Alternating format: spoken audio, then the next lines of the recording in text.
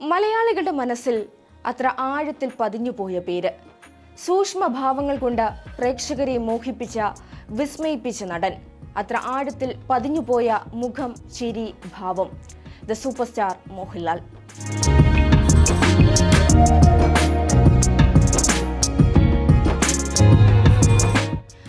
ആയിരത്തി 1995 ഒരു പ്രമുഖ ചാനലിന് നൽകിയ അഭിമുഖത്തിൽ നടന വിസ്മയം സൂപ്പർ സ്റ്റാർ മോഹൻലാൽ പറഞ്ഞ വാക്കുകളിൽ നിന്ന് തന്നെ തുടങ്ങാം.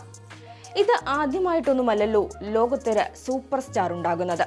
നമ്മുടെ ഈ സിനിമയിൽ അഭിനയിക്കുന്ന വേറെ ആരെങ്കിലും ഈ പദവിയിലേക്ക് എത്തുന്നതുവരെ എൻ്റെ ഈ സൂപ്പർ സ്റ്റാർ എന്ന വാക്ക് നിലനിൽക്കും, പിന്നെ ഞാൻ അങ്ങോട്ട് കൊടുക്കും.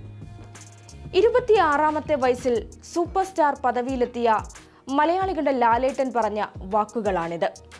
രാജാവിൻ്റെ മകനിലെ വിൻസെന്റ് ഗോമസ്, 20-ാം നൂറ്റാണ്ടിലെ വിദ്യാസാഗർ എന്ന ജാക്കി, അങ്ങനെ എണ്ണിയാൽ ഒടുങ്ങാത്തത്ര കഥാപാത്രങ്ങളിലൂടെ മലയാളികളുടെ ഉള്ളിലെ സഖാവ് നെട്ടൂർ സ്റ്റീഫനായി തല ഉയർത്തി നിൽക്കുകയാണ് ഈ താരരാജാവ്. ചിത്രം സിനിമയിലെ വിഷ്ണു മലയാളികൾക്ക് എന്നും നോവാണ്. സഹതാപത്തോടെയല്ലാതെ താളവട്ടത്തിലെ വിനുവിനെ സിനിമാ പ്രേമികൾക്ക് ഓർക്കാൻ കഴിയില്ല.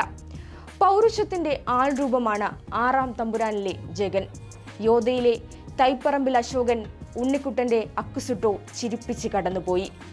സദയം, വാനപ്രസ്ഥം, ഗുരു, രാജശില്പി, കമലദളം, ഭരതം, അഹം എന്നീ ചിത്രങ്ങളിലൂടെ അഭിനയത്തിന്റെ മറ്റൊരു തലം മലയാളം കണ്ടു.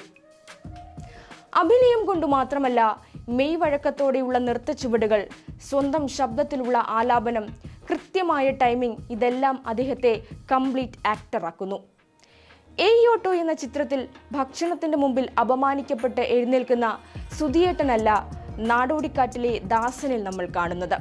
അമ്മയുടെ വിയോഗ വാർത്ത ദിവസങ്ങൾക്ക് ശേഷം കത്തിലൂടെ അറിയുമ്പോൾ, ഒരു വിശേഷമുണ്ട്, എൻ്റെ അമ്മ മരിച്ചുപോയി എന്ന് അദ്ദേഹം പറയുമ്പോൾ കഥാപാത്രത്തിനൊപ്പം മലയാളികളുടെ കണ്ണും ഈറനണിഞ്ഞു.